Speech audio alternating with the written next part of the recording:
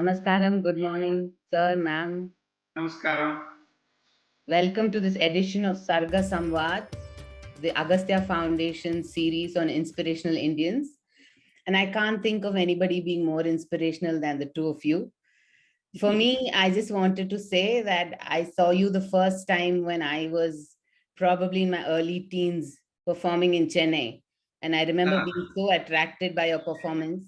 And I was even more excited when our organization in Bangalore wanted to have you over to perform for us. So it was very interesting to see you. And I'm so honored and thrilled to be doing this interview for Agastya Foundation today. So I know y'all are a very inspiring couple, but for our children today, I really wanted to understand how this whole journey for you started. What is your story? Did you choose to be dancers or did dance choose you? So it's very interesting to know a little bit about your journey and how you got here today. So I'd like to hear that, sir. Namaskaram to all people who are listening to it. And this is the Natya journey, not just mere dance. Natya has a profound Absolutely. meaning. So we always refer it as Natya. And our country, we always refer country as Bharatam. I don't call it India anymore. I always refer it as well. This is just a basic thing.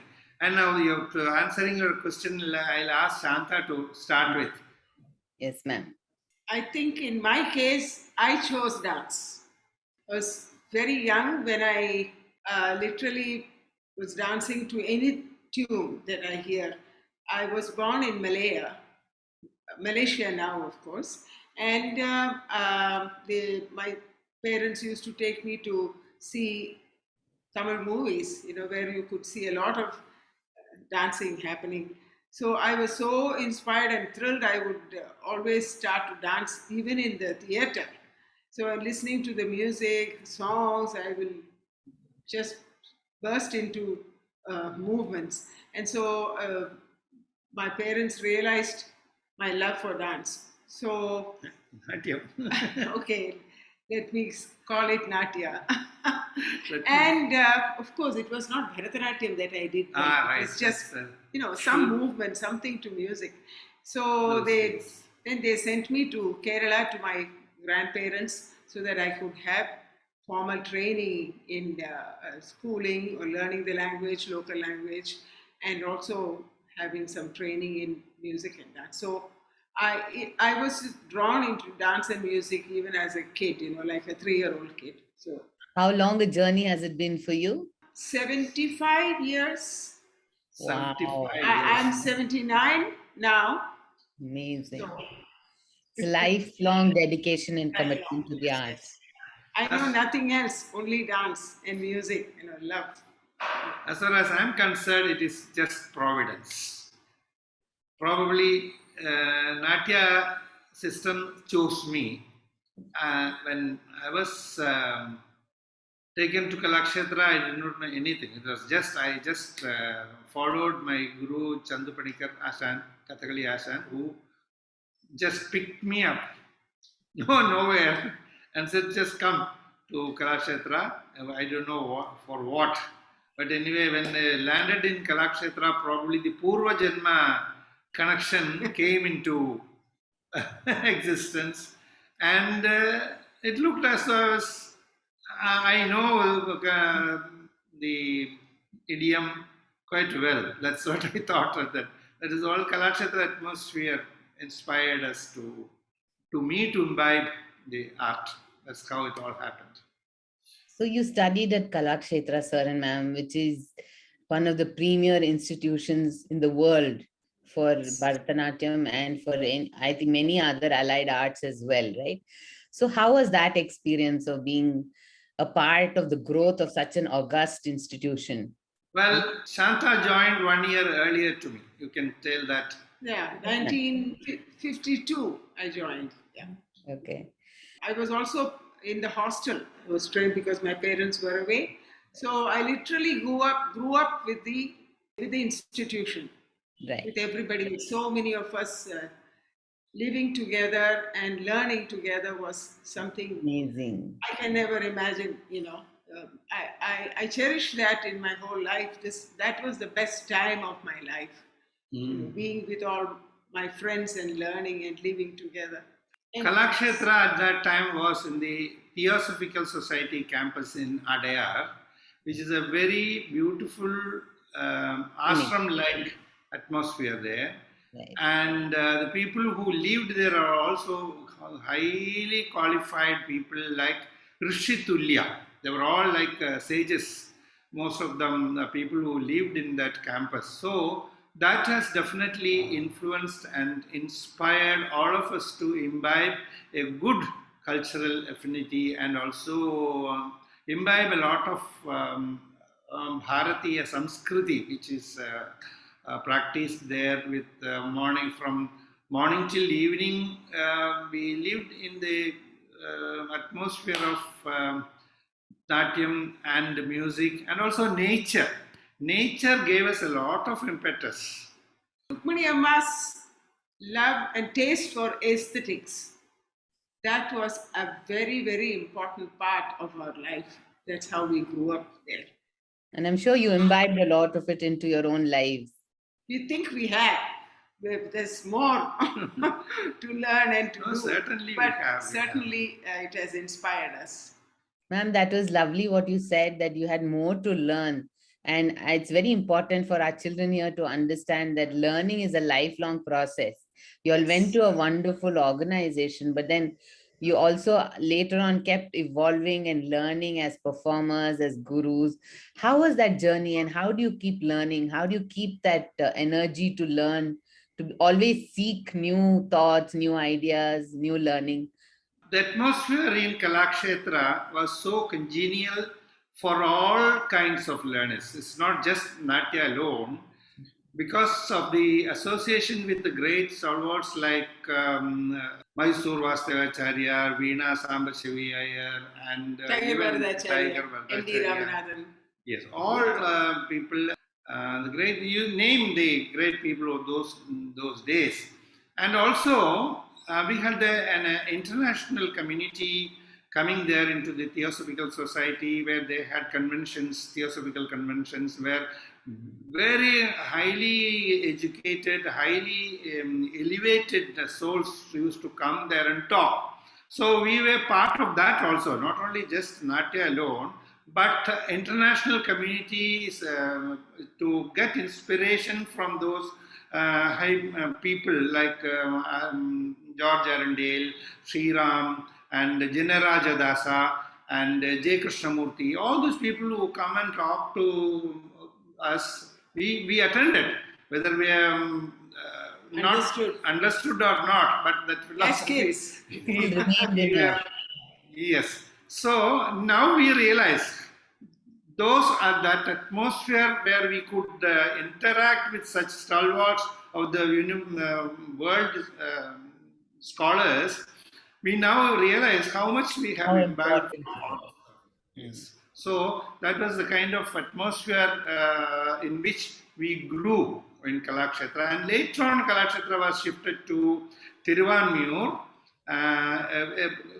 a few miles away from Adayar. Yeah. So, along with our learning the whole day, we used to, the senior teachers and some of the people responsible, they used to take us to the new campus to develop the new campus. That's another opportunity for us to, the Tiruvanmiyur campus was developed by us. There we planted trees, we laid the roads, the children were made to do all that. So we enjoyed doing it, not compulsory. We enjoyed doing that. So we know how this present day campus has been developed into a very beautiful ashram. And even today, when you walk into Kalakshetra, it's a place of pilgrimage. Old trees that we use today, you see, the garden, the Tiruvanmiyur Kalakshetra garden, it is most of the trees were grown by us. So we still feel proud that we are part of the environment, part of the... Still part of it, yeah. Yes. So that is the kind of... a part of you is left behind there as well. Yes, always. So So learning process have been a continuous process. Even today we learn, of course, a lot. But our classes in Kalakshetra Adaya, it was also, like as I said, 24/7 because teachers are available. Rukmini Devi used to train us for their the Natya drama productions. That she is the pioneer in producing group productions. The first drama that we all very excitedly look forward was the Sita Swayamvara Valmiki Ramayanam Sita Swayamvara the series, the 6 series of Ramayanam. The first one, she started with us only. And actually, the first started with Santa singing the Tapaswadhyaya Niratam Tapasvi Bhagvidambaram. As That is, Lava and Kusha. Yeah. That's the first scene it started with. So and Just like a flashback from there, right? yes. And that and also she had the advantage of learning it directly from Mysuru Vastavacharya, who was the composer. Okay. So Amazing. we had to sing and dance. We were chosen, Right. me and one of my friends, Ramadevi, who's an excellent singer. Together we had to sing and dance. So that was the first scene. So we had all the advantage of learning directly from the gurus. That group activity, group learning has molded us into an international humanness. The whole humanness that we developed is because of that. Sahana bhavatu sahano bhunattu sahaviryam karavavahai tejasvinavati tamastu ma vidvishavahai. No enmity towards each other. We did everything. Even in our hostel, of course, we have to clean our bathroom. Yeah, we have to clean our own clothes, and also we had the advantage of taking care of my very old, very aged teacher, Kathakali teacher, Guru Chandupanikar, who brought me to Kalakshetra. We had to serve him. He was almost plus 80 plus, so he was not able to do all his personal things. So we had to wash his clothes, and we had to bring food for him to his room from the hostel. It was walkable. We had the hostel was in a walkable distance, of course. He couldn't walk, so he couldn't walk that distance. So we have to bring food and serve him food, and then only we can eat. And we learned a lot of discipline because they were all very disciplined people. They're older people. They're very disciplined, very meticulous. Morning, getting up at 4 o'clock and they're doing their ablutions and all those. That all we have started imbibing from them. So that at that time also, he won't allow us to waste time. When he is bathing, he will ask us to sit in one place and ask to do the exercise until he comes back. All that. Yeah, that all gone into our Very system. wholesome learning, what you're talking about. Yes, Very wholesome. absolutely, you said it. Wholesome education we got. Natat silpam, natat jnanam, nasa vidya, nasa kala, naso yogo, yatat karma, natyasmin yen nadrishyate. The Natyasastra says you can find everything in Natya. Politics, geography, architecture, science, everything is concerned. Because when it becomes a whole-time holistic education, all this comes. Natya also comes. So Kalakshetra had that atmosphere. When they are teaching Natya, they also taught. They also gave us the opportunity to learn other things also. You all also traveled very widely, right? I think you'll have traveled all over the world. And there you must have been exposed to different cultures, different people. You've also collaborated, I think, with many artists from different places. How was that experience? And what is your advice to children about being open to influences from different culture, taking the best from them and imbibing those aspects into our own lives? What would you advise children on being that open-minded and not restricted in their thought process? Absolutely exciting. And also, it was a learning process for us, when you really try to understand what other people do and other people have as their history, then you start to understand and you want to really go deeper into it so that it will enhance your own knowledge in what you are doing at that moment. So it has always been very, very inspiring and learning, I should say. It's a great education for us to be able to interact so much with so many people, so many genres. Yeah. Culturally, how did you collaborate? How did you find that alignment with other dancers, other country artists? As I said earlier, since we are a group community, it is a community, there's no individuality, it's a community group. Because we never felt somebody is coming from some other religion or a region or like that. Lovely. We were in one family. That's Correct. exactly the Upanishad says, Sakana Bhavatu, Sakano Bhunatu. That essence was practically experienced in our life in Kalakshetra. When we are living together, we should have that kind of Acceptance. tolerance and also appreciate others' behavior, others' language. We learned a lot of language because a lot of people were from different parts of Bharatam, different parts of the country. We had Russian students, we had Chinese students, we had Argentinian students, and like that. So from them, we got a lot of inspiration because to learn about their culture, their language, and their food habits, their dressing codes, all that we were able to interestingly imbibe or learn it. So we had that kind of openness in our education. That's what we need. Openness so that we can understand each other better as human beings. That's what we need. Tolerance and understand each other better. Then they won't hear any enmity, like says no ma viddusha. Then there won't be enmity towards each individual, because we are all different, but differently we have to be united. Also, Yes. When we travel with open-mindedness, not with closeness. We wanted to go with that culture.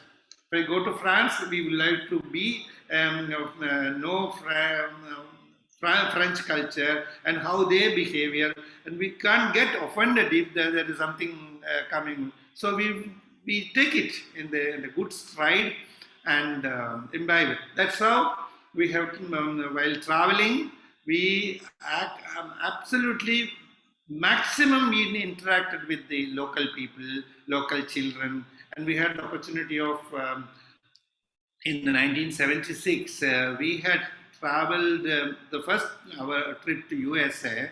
At that time, American children were not at all exposed to other cultures. They were very confined to their own thing. But when we went in nook and corner of New York State as a state guest in 76. The State Education Department of New York invited us to visit all the schools, the entire state, and lecture about our culture and dance in particular. Yeah. So that was a great learning process for us. Just, getting to know the kids, the children of various... The behavior of those children there at that time. We learned a lot. And when we say, show our expressions and all that, sometimes then they will laugh. Because they are not seen. If I say Sringaram, if I do like that, all that, then some of them will laugh, some of them will get so excited. And some naughty children sitting at the back, they will be making fun of us and all that. At that time, there was a lot of incidents. To those children who are not attentive, we made them attentive to this thing. So we draw their attention. When they are making some gesticulation at the back, I just looked at them and started doing some expressions like that, all that. Then they get, they all become very attentive, conscious, and then made them sit quiet. And sometimes those American professors will come and ask, how did you make them silence? So when we were traveling almost 4 months, every nook and corner of the elementary schools to university level, and we brought the attention, we were able to make them concentrate on what we were doing. So that was a big revelation for the teachers, the professors. They said, how do you bring their attention to you? Otherwise, they are always unruly in our class. But in your class, in your session, they were all very attentive. I said, that is the greatness of Natya. It's concentration. Yogic power is there. That's Yeah. what we have learned from traveling. So while you've had all these teaching experiences, you've also built a wonderful institution of your own, Bharata Kalanjali, I think, right? Yes. So tell us something about how you built that and what the organization stands for, and the children that you have taught, the students of yours who have gone out into the world and established themselves and made names for themselves. That must be a matter of great pride. So how was Yes. that part of your journey as teachers, as gurus? Also, I want to know that you mentioned earlier that how you learned is very different from how your students learn today. How is that shift for you? Well, as a constant traveler and interacting with the international community and visiting various educational institutions, we imbibe we made our own strategy to address the neo generation. Wonderful. After leaving Kalakshetra, about almost 20 years of experience in Kalakshetra, we started Bharata Kalanjali in 1968 with one student, because we did not have any financial support or anything. No Somebody, social media, no advertising. yes. Nothing. So with one student, we started with consummate confidence. That what we imbibed from Kalakshetra. That confidence gave us the status, and also that Strength. in between just 3 years after leaving Kalakshetra, I had to work for living. I had to work in a commercial concern, and then bring some. But at the same time, in the evening after the work hours, I used to have evening classes. Those days, children who wanted to learn Bharatanatyam, they wouldn't join them in Kalakshetra because it is a full time. But they want to learn, so it's become a part time where they go to their schools and part time students. So those part time students joined people like us who are establishing in evening classes. So that's why we started with the evening classes, and then slowly it started getting popularized because we are also known as Kalakshetriyans, and people know the standard of Kalakshetra. So some of the people who are near Adayar and around, they started joining them to our class instead of going to Kalakshetra, because Kalakshetra had no part-time classes, only full-time classes. So that's how we slowly those children whom we tutored, and those days, children, that is in the 60s, children had a lot of time, not unlike today. I know. Those days, the school, after the school, they were able to do play, do whatever they want. So some of the parents, of course, thought learning Natyam and Sangeetam will be better. Some of them will be some sports. They joined them for sports and all that. So that was the Renaissance period where everybody wanted to learn some art form. So we were in an advantageous position to get a lot of students day by day. And then as our group Bharata Kalanjali is established, then I left the commercial job. And of course, by then Shanta also left Kalakshetra. I left earlier, but Shanta left after 3 years. She also joined me, and we started getting opportunities to perform. We used that is one thing there. As soon as we started Bharata Kalanjali, the one thing we launched was duo Bharatanatyam performances. That was not in existence at Not that much time. seen. So somehow, with my new strategy, with my new choreography, with our both of us doing together, slowly the society has started accepting the male dancers as well as the duo dancers. So we had a lot of difficulties passing through, getting to, but as luck would have it, opportunities started coming to us. That is, instead of going and searching for it, started coming for. That is, of course, because of the Kalachitra background.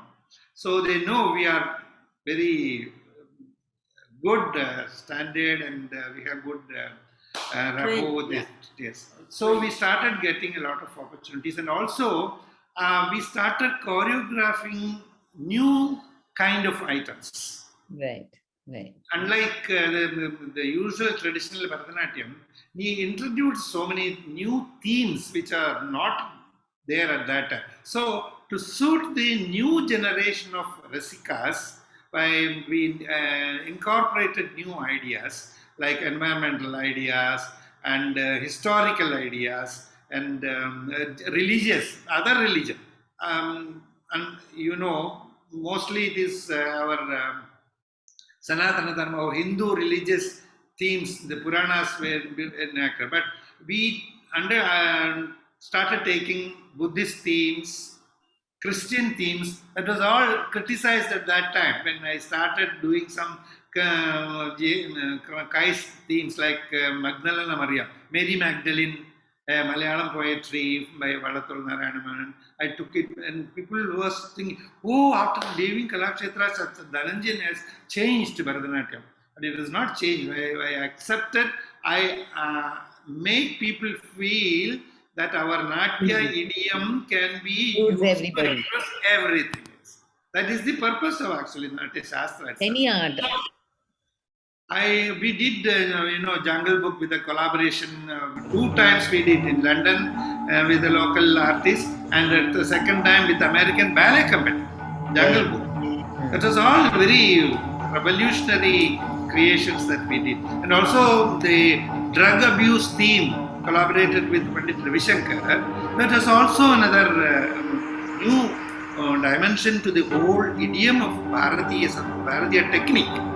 We made the world feel that our Bharatanatyam, that is Bharatanatyam, it is capable of doing anything, and it has got the profound technique of adapting anything and everything and put it to the world scene. That's how we were part of putting our Bharatiya Kala to the international arena. Here, along with Pandit Ravi Shankar, because he did our music. Great opportunities to work with wonderful, great artists. That I think we are very, very fortunate about. So sometimes in a performance art, the person who's seen in the front is the dancer or the performer, but there's a whole team of people, the musicians, the stage, the light, so many people who have to come together to make a performance happen. It's a highly collaborative experience, right? Can you tell our children a little bit about, the importance of teamwork and collaboration to making anything happen in this world today? It's so important. See, we always say a group learning is better than solo learning, single learning. Because in a group, you are able to work shoulder to shoulder and you understand each other better. So we always encourage children to have group classes, not solo learning. That is, then you become just an individual. But when you work in a group, sahana vatu, sahana bunatu, when you work together, you are able to understand each other better, and creativity comes better. Much better. Different ideas come together. Yes. And you can share also your expertise, You really learn from each other. And it becomes more joyful as a team. Yes. And also, we lose your ego. You don't have ego. That is the worst thing. People always generally, many of the artists have that ego problem. So we lose that, we shed that ego problem, then we are able to work with the group very well. Very important for children to understand. Children must first learn to be unegoistic. I'd also like to say here that in addition to being extremely respected gurus and dancers, you're also very loved by the community. You've been very humble. You've been able to build relationships with so many people. That how do you keep yourself so grounded? That is a God given. That is also, I will say, that is the advantage of living in a group, in a hostel. It's like having the old Tarwad, where we have a joint family system. Wherever there is good joint family system and we have less and they are better of human beings. They are better of human beings than people who are in a nucleus family. So I think luckily both of us have the same kind of attitude towards human Lovely. beings. That is our God-given blessing. We don't have that kind of. Never. So the knowledge of the art and the practice of the art also teaches you to be more sensitive, more better human beings, isn't it? Absolutely. Yes. See, discipline is something very essential for all children. That is what is lacking today in our educational system. Discipline, devotion, and dedication. These three Ds make you a better human being. Discipline means you must imbibe the great, see the great people, how they have come up, and they should learn their life, read by reading or watching. And our teachers were very disciplined people. They get up early in the morning and they do their all what Exercise and exercise puja, or puja, See. all that is very essential for life. And keeping your environment clean, that's all part of our discipline. So that discipline and devotion, what devotion towards whatever you do, even if you are doing cleaning your bathroom, it should be done with a devotion. That means you must clean. So like Gandhiji, you say the bathroom should look like a prayer room. That's how we still follow the same method. We wash our own bathrooms. Sometimes there are occasions when we had to wash the train bathrooms. But children will feel a little ashamed, but it is not. You have to be, when you are traveling in a third class train, and if the bathroom is not clean, then there's nothing wrong. We can ourselves clean and make it clean and tell the people that to make it clean. So you must inculcate that kind of devotion, whatever you do, and dedication. Whatever you do, you must do properly. Now we are dedicated to our work, Bharatanatyam. So unless we completely dedicate yourself, you can't come up in life. Correct. We have seen ourselves, we don't know, we don't have any other background, and we are not affluent people. We are just from lower middle class family. We have built our career like this, and that is because of that complete dedication to what we are doing. You all took on this profession at a time when it was not considered a profession at all. Today, Yes. however, there are a lot more people choosing to take art as a profession, any performance art. What is your advice to children who are keen on music and dance on how they should craft a career in this art? It's different from, being an engineer or a doctor. It's completely different. So how would you advise children who are interested in pursuing the arts? We tell them, make sure that you like that profession, like that Natyam, or not take it as a subsidiary or as a pastime. If you want to be an artist, you have to fully dedicate to the art itself. So that's how we have all learned, we have come up. And please don't use the art to project your individuality, but use art and art, make the art most important. You stay as the shadow of the art, then the art will project you. So don't misuse art to project your individuality. And also you must consider yourself whether you are really good in it, and you imbibe, complete, study it properly, and then practice it. Then definitely they can make it a profession like this. And the next generation should also get inspiration from what we have lived through. Absolutely. And you all are Padma Bhushan awardees. So, in the country, that is the highest honor that you can get as a professional. Yes, that all has come on its own. Who inspired you? Who is in inspiration for you? You all are inspiration to so many, but who inspired you? I think it's Kalakshetra and Rukmini Devi and all our teachers, their first inspiration for me. All of I us. can't think of anyone else. And of course, there are other artists who we admired. And, once you start to interact with other people in the world, then each time you meet somebody, you see somebody, you hear someone, you get inspired. But fundamentally, it is the training in Kalakshetra that the inspiration for all that we have done. Wonderful. The final question I have was about, the art of influencing people. Because while you inspire on the one hand, you also tell a lot of stories. And I have been fortunate to witness some of your performances where the story was very touching, humorous in character. So you all are ambassadors of the art, ambassadors of the culture through the art of storytelling. How do you tell these stories? How do you influence people through that art of storytelling?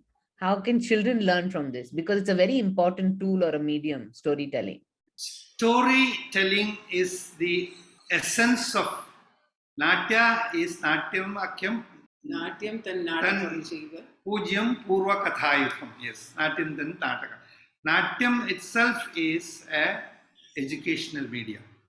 So in that, we have developed in Bharata Desham the art of communication through body. In that, face, eyes, and hand gestures play the most important things. So, telling story not just verbally, enacting it through body movements, definitely get influenced by children. Get influenced by that. Children, any movement, as you know, even this small baby, movements and expressions get to them very close. They get attracted. Not our speech. When we act to them with gestures, and then they get mesmerized. That is the basic thing. So when you say stories with enacting stories, they get it very, very. They deeply understand, and also they get it into their system, but not superficially. If you said them when you say just verbally, they'll listen and then they may leave. But if it is combined with the gesticulation and expressions, we have been using through the Spikmak movement. We have been addressing a lot of children all over the country, and also to tribal communities where they are not at all exposed to any kind of artistic activities. So in that community, once it so happened, we was addressing tribal community children in a very remote place in Kodaikanal. I wanted to tell them the expressions, and they speak very little the colloquial Tamil only, and they are used to seeing cinema. So I was doing Navarasa, and I just enacted. I am going to act. You must tell me what I am doing. That's the question to them. That's all. They were all anxious to see what I am. So first I started with the Singara, with the looking.